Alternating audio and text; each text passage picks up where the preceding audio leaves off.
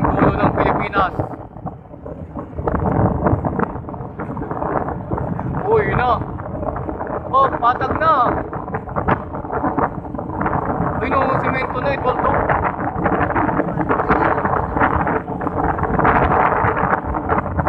Tangin na, lubak.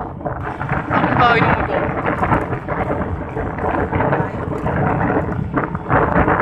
Natuloy na yata dun sa taas eh.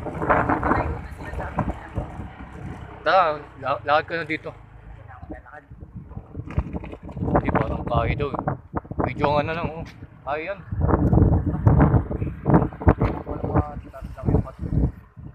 Napatay mo na kaya muna.